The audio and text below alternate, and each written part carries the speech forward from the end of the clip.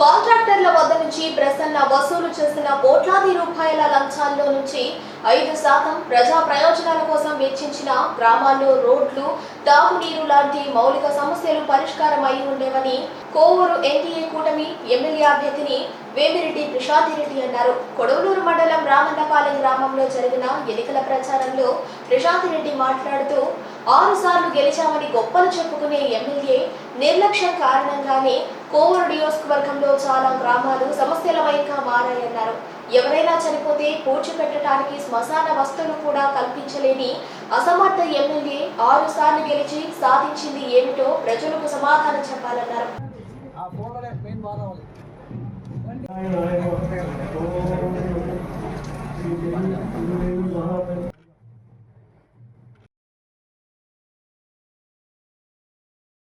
కాంట్రాక్టర్ల వద్ద నుంచి ప్రసన్న వసూలు చేసిన కోట్లాది రూపాయల లంచాల్లో నుంచి 5% ప్రజా ప్రయోజనాల కోసం వెచ్చించిన గ్రామాల్లో రోడ్లు, తాగునీరు లాంటి మౌలిక సమస్యలు పరిష్కారం అయి ఉండేవని కోవూరు ఎన్డీఏ కూటమి ఎమ్మెల్యే అభ్యర్థిని వేమిరెడ్డి ప్రశాంతిరెడ్డి అన్నారు. కొడవలూరు మండలం రామన్నపాలెం గ్రామంలో జరిగిన ఎన్నికల ప్రచారంలో ప్రశాంతిరెడ్డి మాట్లాడుతూ 6 సార్లు గెలిచామని గొప్పలు చెప్పుకునే ఎమ్మెల్యే నిర్లక్ష్యం కారణంగానే కోవూరు నియోజకవర్గంలో చాలా గ్రామాలు సమస్యలమయంగా మారాయన్నారు.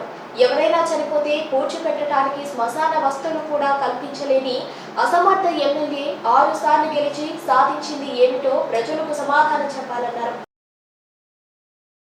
నేను ఎన్డీఏ ఎమ్మెల్యే అభ్యర్థిగా కోవూరు నియోజకవర్గం నుంచి చంద్రబాబు నాయుడు గారి ఆశీస్సులతో మీ ఆడపడుచుగా మీ ముందుకొచ్చాను.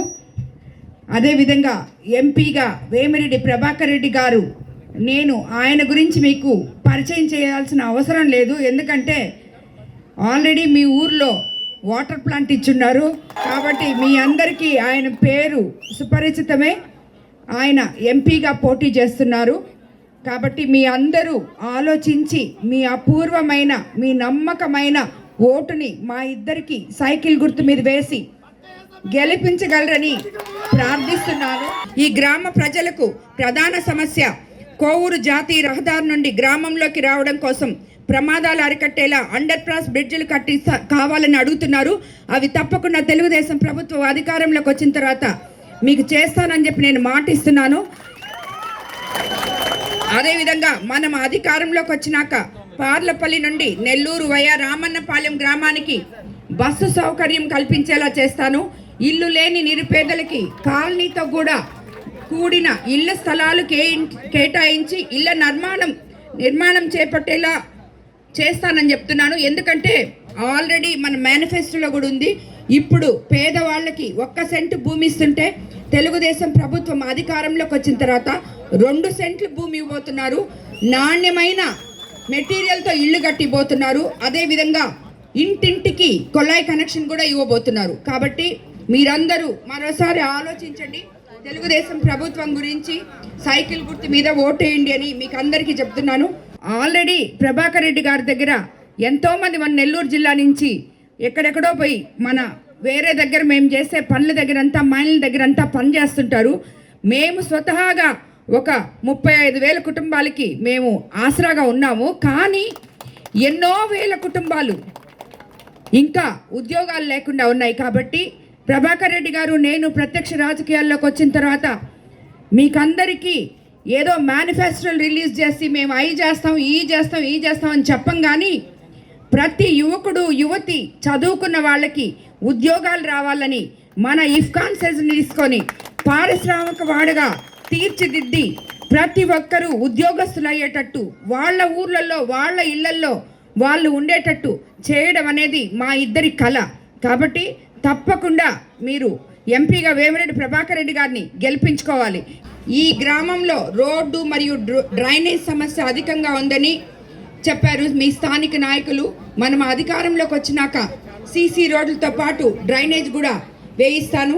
ఈ గ్రామానికి శ్మశాన వాటిక కోసం చుట్టూ ప్రహరీ గోడ కట్టించి గదులు, నీటి సౌకర్యం అందుబాటులో ఉండేలా ఏర్పాటు చేయిస్తానని మీకు అందరికీ మాటిస్తున్నాను. మీకు ఆల్రెడీ చెప్పాను, నేను రాజకీయ నాయకురాలిని కాదు, ఓటు అడగడానికి వచ్చి మీకు మాటలు చెప్పి వెళ్ళిపోవడానికి.